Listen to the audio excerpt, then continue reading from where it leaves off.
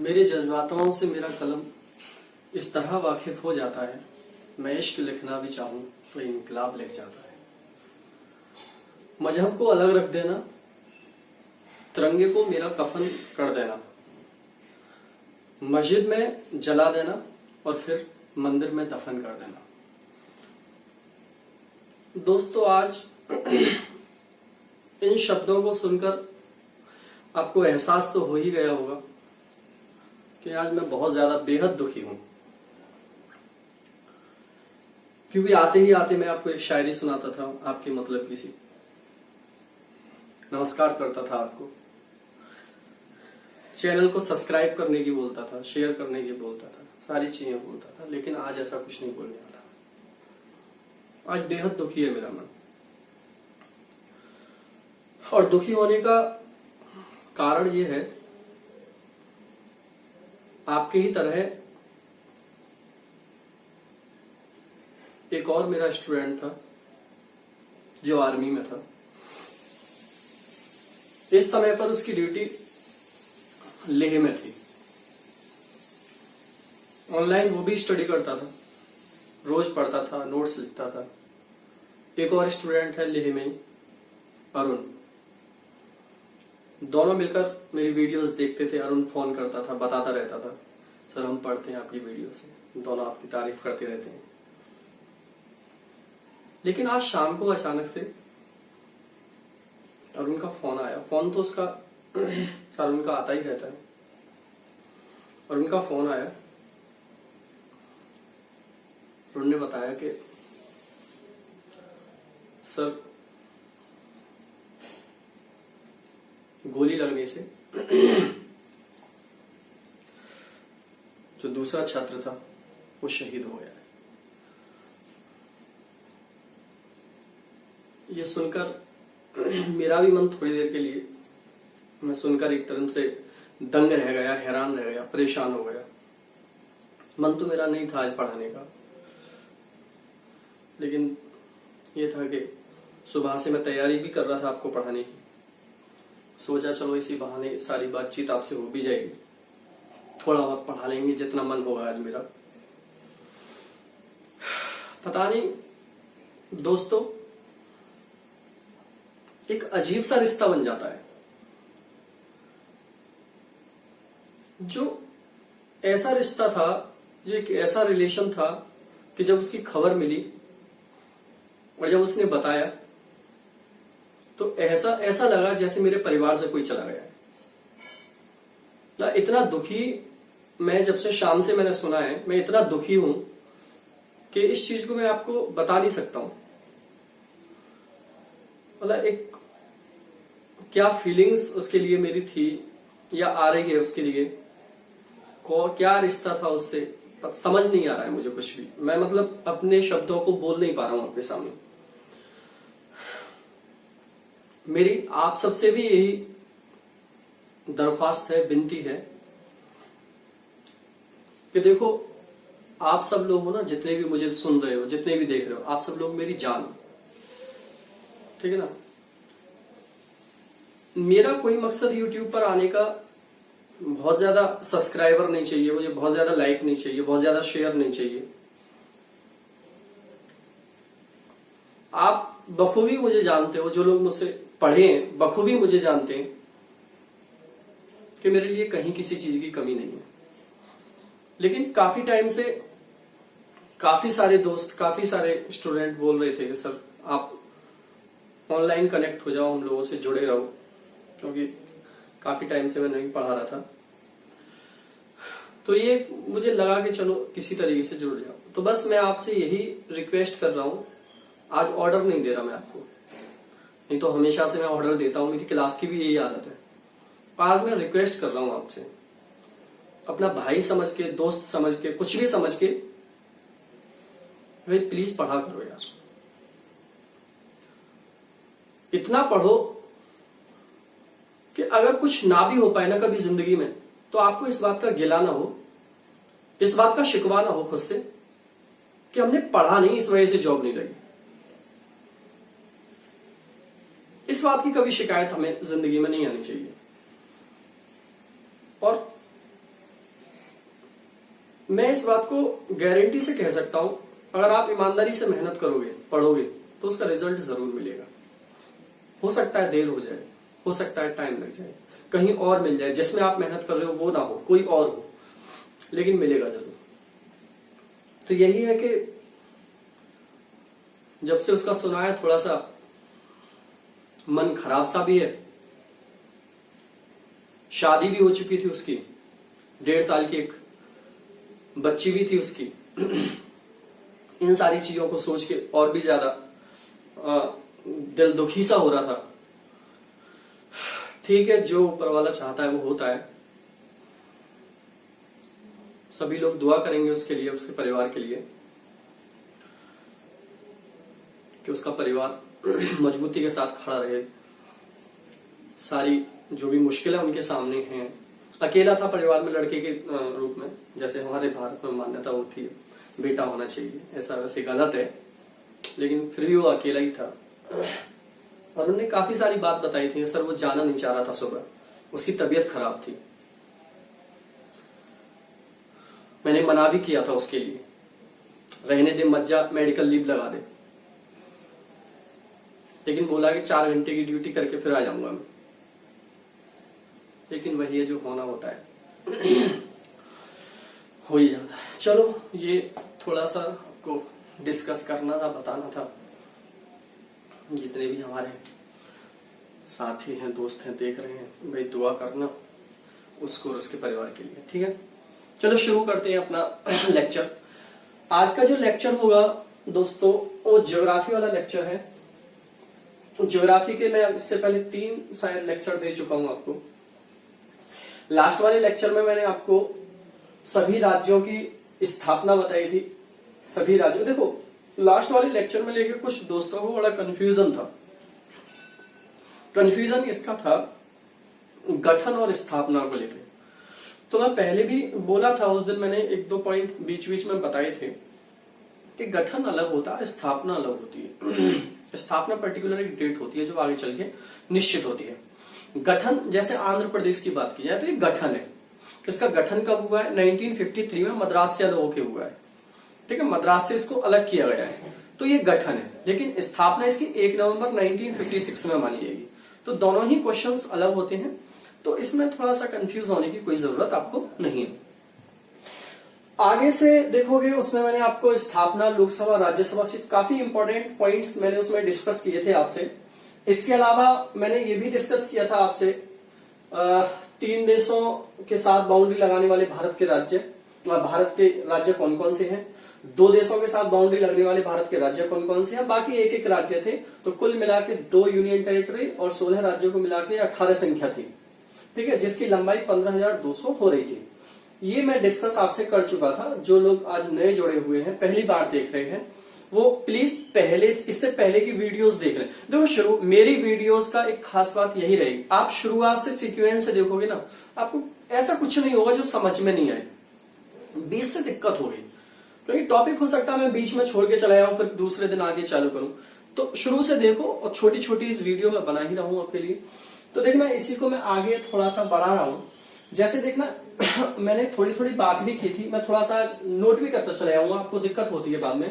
कि जैसे हम ये बात कर रहे हैं यहाँ पर कि जो देश हैं उनकी सीमा रेखाएं, जैसे भारत, पाकिस्तान, भारत, अफगानिस्तान, भारत, चाइना, उनके नाम क्या है, इसको मैं नोट करके आप बता रहा हूं आज। तो सीमा रेखाओं के नाम,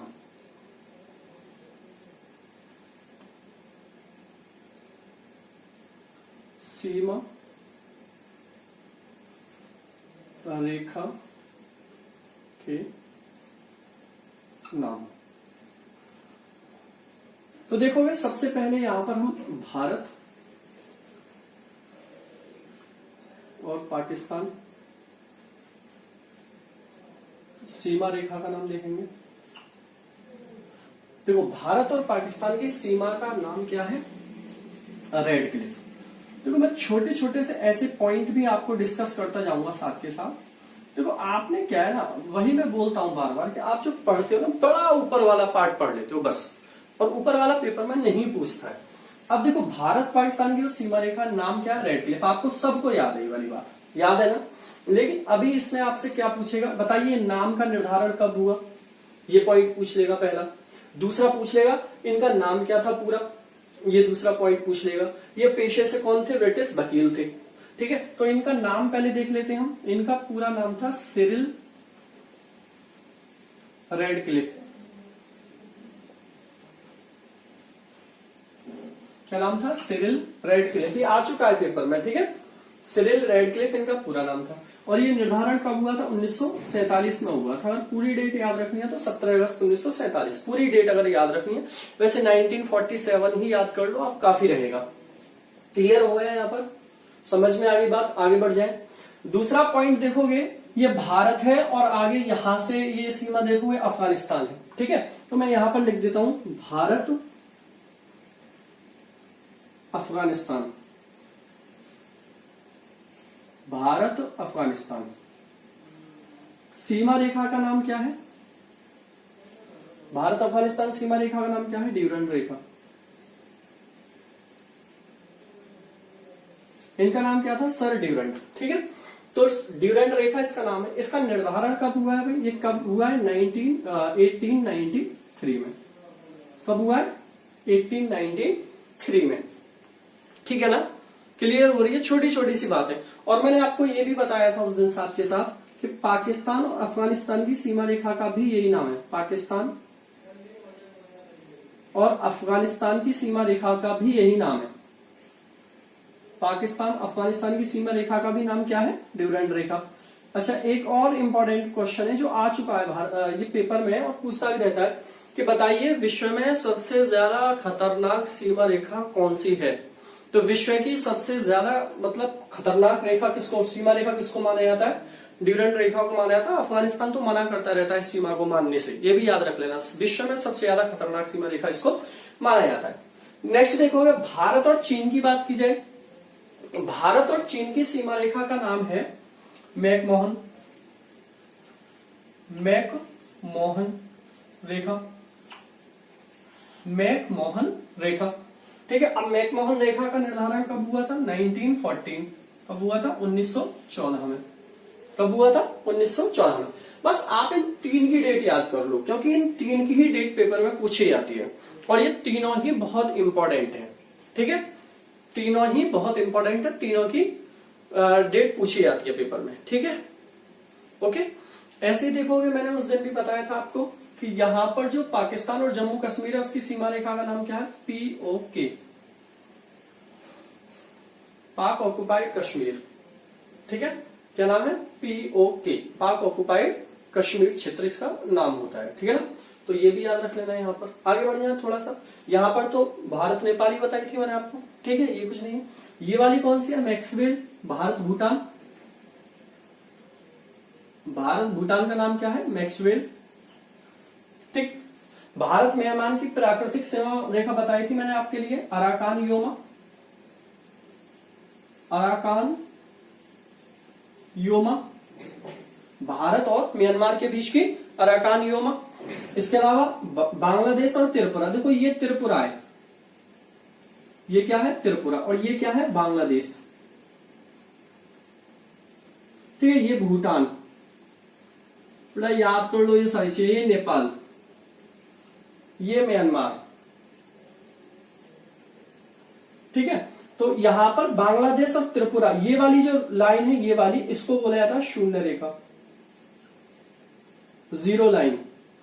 क्या बोला जाता है, जीरो लाइन। याद रख पाओगे ना, स्थलीय सीमा वाली मैंने सारी चीजें आपको क्लियर करा दी। समझ में आ रही है यहां तक बात, आगे बढ़े, थोड़ा सा क्लियर हो रहा है पॉइंट। चलो आगे बढ़ जाते हैं। अब देखो यहां से और क्या क्वेश्चंस पूछ सकता है। एक क्वेश्चन ये आ जाता है, ये बहुत नॉर्मल से क्वेश्चंस है कि बताइए भारत की दक्षिण उत्तर से लेकर दक्षिण तक की पूरी लंबाई कितनी है। दूसरा क्वेश्चन ये आ जाता है, बताइए भारत की पूरब से लेकर पश्चिम तक की लंबाई कितनी है, पूछ लेता है। तो भारत की उत्तर से दक्षिण तक की लंबाई कितनी है, 3214 किलोमीटर, और भारत की पूरब से पश्चिम की कितनी है, 2933 किलोमीटर। ठीक है, समझ में आ रही है बात। भारत की उत्तर से दक्षिण तक की लंबाई कितनी है, 3214 किलोमीटर। और भारत की पूरब से पश्चिम से पूरब तक की लंबाई कितनी है? 2933 किलोमीटर है। ओके, अभी देखोगे इसी क्रम में बहुत इंपॉर्टेंट आपको मैं पार्ट बताने वाला हूं। इसको आप लोग थोड़ा ये कीजिए, स्क्रीनशॉट लो आप इसका। ठीक है, चलो आगे बढ़े। देखो बहुत इंपॉर्टेंट पार्ट ये है इसके अंदर दोस्तों कि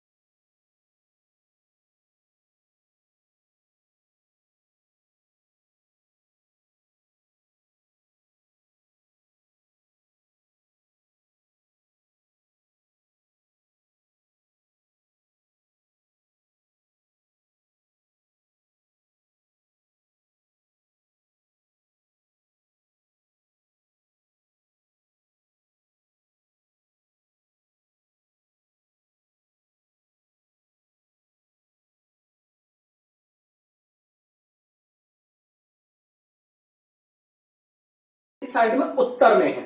कहां पर है? उत्तर में, क्योंकि ये इक्वेटर लाइन के नॉर्थ में, हम उत्तरी गोलार्ध में, ठीक है। और दिशा कौन सी बताएंगे हम? उत्तर पूरब, ठीक है। कौन सी? उत्तर पूरब। तो आपको उत्तर में इस तरीके से याद रखना है। और उत्तर में देखो, ये वाला तो किसमें हो गया? उत्तर में। ये वाला कौन सा? 8 डिग्री 4 मिनट और 37 डिग्री 6 मिनट किसमें हो गया? उत्तर में हो गया। लेकिन ये वाला विस्तार देखोगे तो ये कैसा है आपका? अक्षांशीय विस्तार, देशांतरीय विस्तार। तो ये देशांतरीय विस्तार किसके अकॉर्डिंग है? इस लाइन के। और इस लाइन के हम किधर है? पूरब में। तो ये वाला किसमें हो जाएगा? पूरब में। ये वाला किसमें हो जाएगा? उत्तर में। ये हो जाएगा आपका अक्षांशीय विस्तार। और ये कौन सा है? देशांतरीय विस्तार। और ये कौन सी में हो जाएगा? आपका पूरब में हो जाएगा। क्लियर हो गया पॉइंट? बहुत इंपॉर्टेंट बात बताई थी मैंने आपको, ये इस बात को नोट कर लेना भाई, ये इतनी इंपॉर्टेंट बात है। जब जब क्वेश्चन आया है, इससे हमेशा स्टूडेंट गलत करके आया है। उसकी वजह ये कि सारी संख्या लिखी मिलेंगी आपको ऑप्शन में, बस वो दिशाओं में घुमाएगा आपको और अक्षांश और देशांतर में घुमाएगा। इनमें चेंज ज्यादा नहीं करेगा, वो लिखने में अक्षांश और देशांतर में और दिशा में चेंज करेगा और आपका क्वेश्चन वहीं से गलत होना शुरू होता है। तो इस तरीका कोई कंफ्यूजन इसमें नहीं रहना चाहिए। क्लियर हुआ ये पॉइंट? पहली बात क्लियर हुई, ठीक है। चलो आगे बढ़ते हैं। तो भारत के सबसे अंतिम बिंदुओं की बात करते हैं, ठीक। तो भारत के सबसे अंतिम बिंदु, तो सबसे पहला अंतिम बिंदु हम देखेंगे नॉर्थ में। तो भारत का सबसे जो उत्तरी बिंदु है पीओके से ऊपर, तो इसको बोलते हैं हम इंदिरा। देखो कहीं कहीं तो इसको कोल लिखा गया है, लेकिन वास्तव में ये कोल नहीं है। इंदिरा क्या है? कर्नल है। इसका नाम क्या है वास्तव में? इंदिरा कर्नल। इस बिंदु का नाम क्या है? इंदिरा कर्नल। भारत का सबसे उत्तरी बिंदु कौन सा है? इंदिरा कर्नल, ठीक है ना? ठीक है, आगे बढ़े। भारत के मुख्य भूभाग का दक्षिणी बिंदु। देखो दक्षिणी बिंदु में हमेशा आप कंफ्यूज हो जाओगे, क्योंकि आपसे दो तरीके से क्वेश्चन पूछेगा। भारत का सबसे दक्षिणतम बोलेगा तो इंग्लिश में साउदर्न बोलेगा। भारत के मुख्य भूभाग का दक्षिणी बिंदु मतलब मेन पार्ट का साउथ पॉइंट पूछेगा तब अलग है, क्योंकि जो इंडिया अभी दिख रहा है ये मेन भारत है। इसके अलावा भी भारत है, वो कहां पर है? अभी देखो जब मैं इधर आऊंगा ना बाउंड्री को पढ़ाने में, जल वाली सीमा, अभी तो मैं आपको इधर ऊपर ही पढ़ा रहा हूं, नीचे पढ़ाऊंगा तो सब बनाऊंगा यहाँ पर। तो ये वाला जो ये दिख रहा है, तो यहाँ पर आपका क्या? अंडमान निकोबार द्वीप समूह। यहाँ पर क्या है आपका? लक्षद्वीप। तो ये भारत की मुख्य सीमा के बाहर है। तो आपसे मुख्य दक्षिण सीमा का बिंदु पूछेगा, तो इसका आंसर क्या होगा? कन्याकुमारी।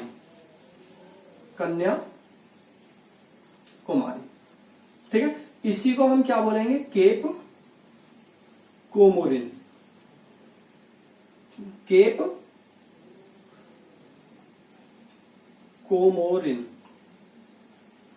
ठीक है। और ये आपको कन्याकुमारी जिले में ही पड़ेगा, तमिलनाडु में पड़ेगा। कहां पर पड़ेगा? तमिलनाडु, ठीक है। ये भी याद रखना है आपको। तो भारत के मुख्य भूभाग का दक्षिणी बिंदु क्या है? कन्याकुमारी। केप कोमोरिन भी बोलते हैं, तमिलनाडु में इसको पड़ेगा, ठीक है ना? ओके, आगे बढ़ जाए। आगे देखोगे भारत का सबसे पश्चिमी बिंदु। तो भारत का सबसे पश्चिमी जो बिंदु है वो कच्छ की खाड़ी में है। कहां पर है? कच्छ की खाड़ी। ये भी एक दिन क्लियर करेंगे पूरे का पूरा, वैसे मैंने एक दिन बताया था क्लास में, अगर ध्यान हो। कच्छ की खाड़ी गुजरात में है। कहां पर है? गुजरात में है। और इस बिंदु का नाम है सर क्रीक।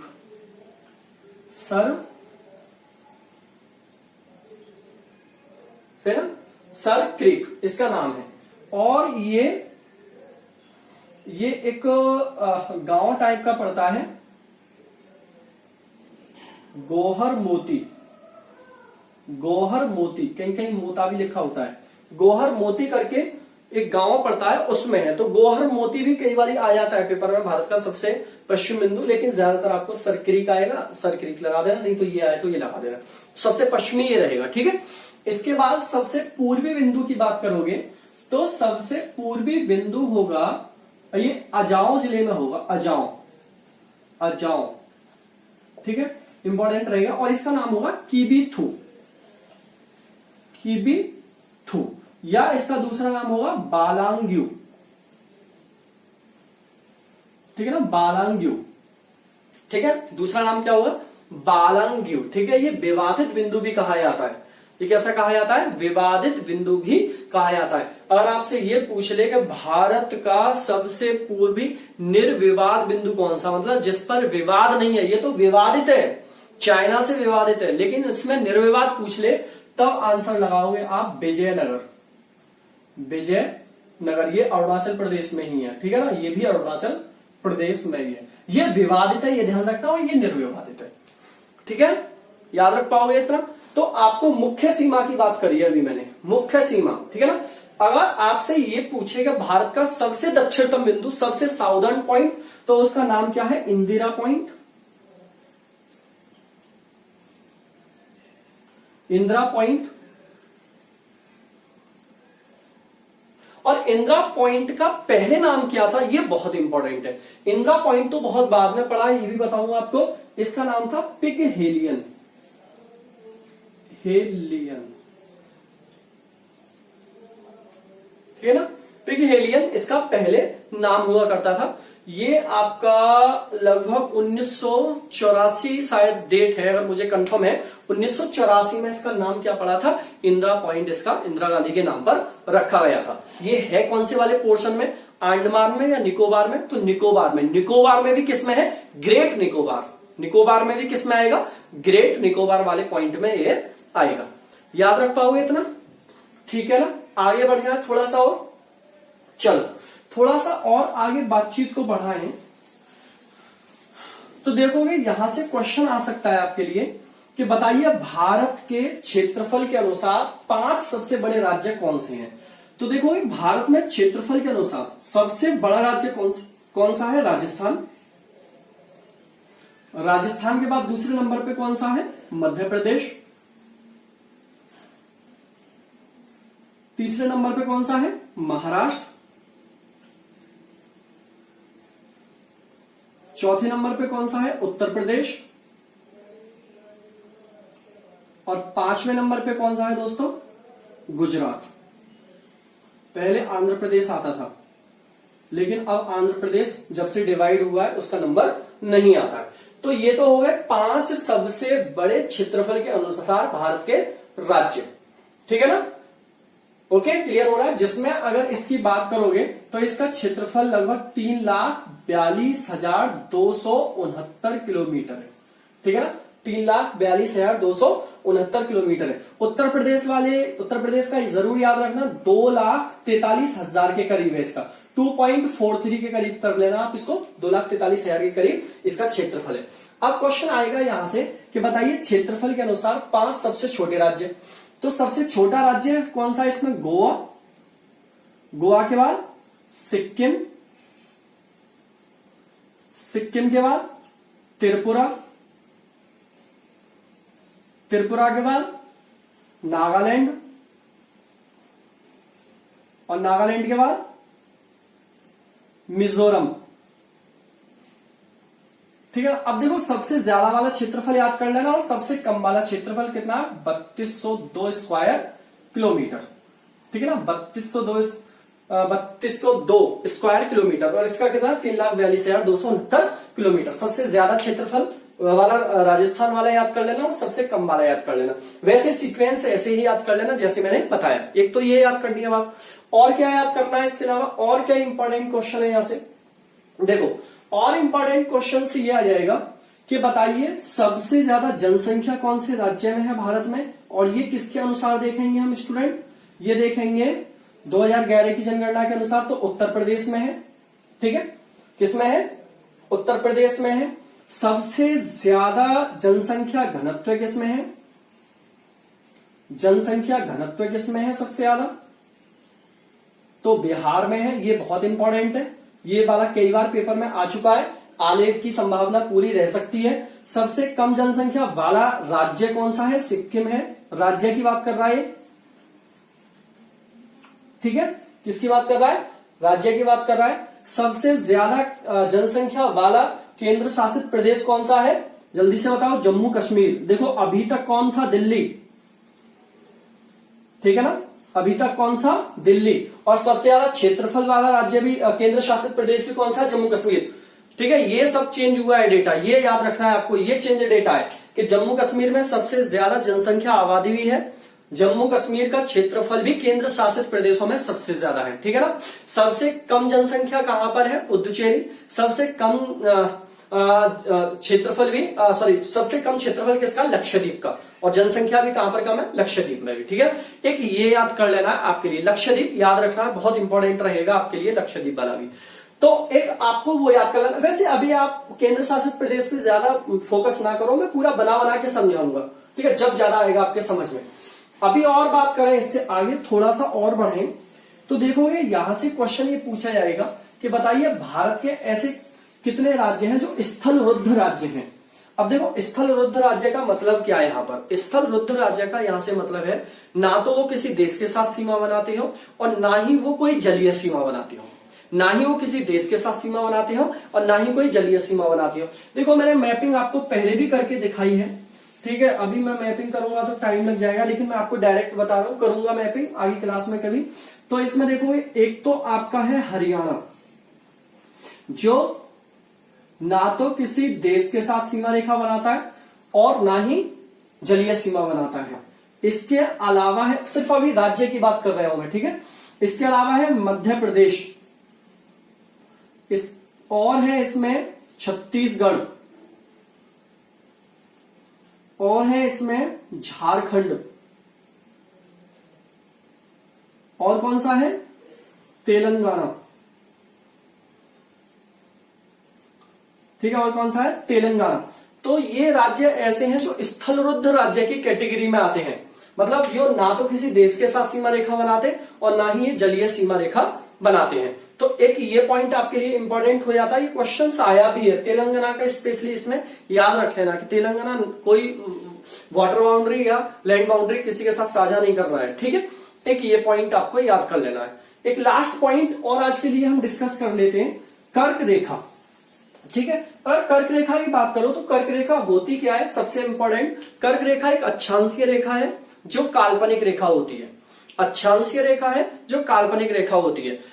अक्षांशीय रेखा कौन सी होती है, ऐसी रेखा जो पृथ्वी पर भूमध्य रेखा के समानांतर खींची जाती हैं, उन रेखाओं को हम क्या बोलते हैं, अक्षांशीय रेखा बोलते हैं। ऐसे करके जो खींची होती है अक्षांशीय रेखा है।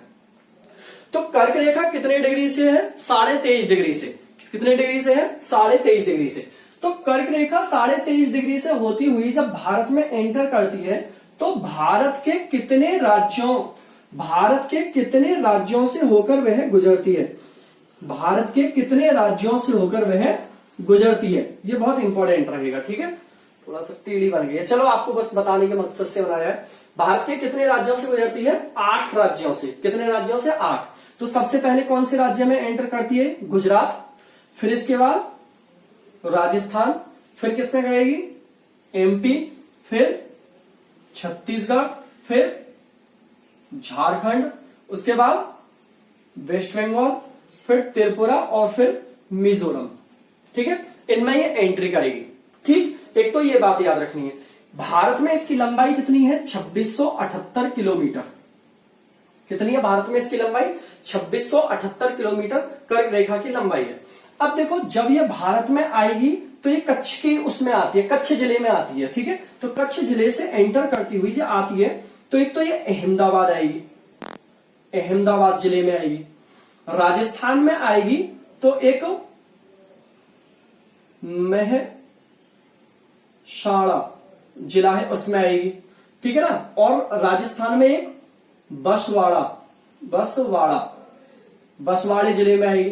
फिर देखो ये एमपी में आएगी तो एमपी में कौन कौन से जिले में आ रही है, रतलाम, उज्जैन, भोपाल और जबलपुर, ठीक है। इस तरीके से होती हुई झारखंड में जाएगी तो ये रांची,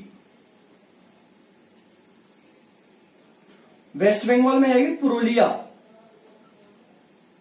पुरुलिया जिले में, त्रिपुरा में आएगी तो दक्षिणी त्रिपुरा करके एक जिला है, दक्षिणी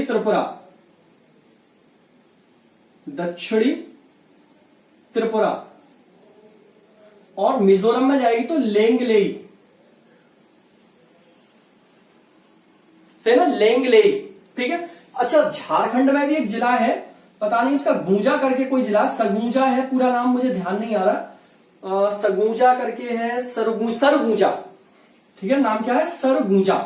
सरगुजा ये कहां पर है, छत्तीसगढ़ में, ठीक है, छत्तीसगढ़ में कहां से आती है, सरगुजा जिले से। झारखंड में कहां से आती है, रांची कैपिटल से, ठीक है, एकमात्र ऐसी कैपिटल है जिससे होकर ये गुजरती है और भोपाल के निकट से होकर गुजरती है, ठीक है, याद रखना। ये रांची का बहुत इंपॉर्टेंट है, ये पेपर में आता है। लेकिन यहाँ पर कहां से गुजरती है, मध्य प्रदेश में रतलाम, उज्जैन, भोपाल, जबलपुर। गुजरात में कहां पर आती है, अहमदाबाद। राजस्थान में कहां से, मेहसाणा और बसवाड़ा, ठीक है। छत्तीसगढ़ में सरगुजा, छत्तीसगढ़ के अंदर रांची, झारखंड में आती है पुरुलिया, वेस्ट बंगाल में, दक्षिणी त्रिपुरा, त्रिपुरा में, लेंगलेई मिजोरम में आती है। और इतने जिलों से होती हुई और 8 राज्यों से होती हुई कर्क रेखा भारत से होकर गुजरती है। चलो, समझ में आया। आज का बेहद इंपॉर्टेंट टॉपिक था, काफी सारी मैंने जानकारी इसके अंदर दी है, ठीक है। समझ में आया हो तो थोड़ा सा बताना मेरे लिए कि समझ में आया या नहीं आया, वरना तो मैं रिपीट करूंगा, ठीक है। चलो, मिलते हैं अगली क्लास में आपसे। ओके, टाटा, बाय बाय, जय हिंद, सब अपना ख्याल रखना भाई।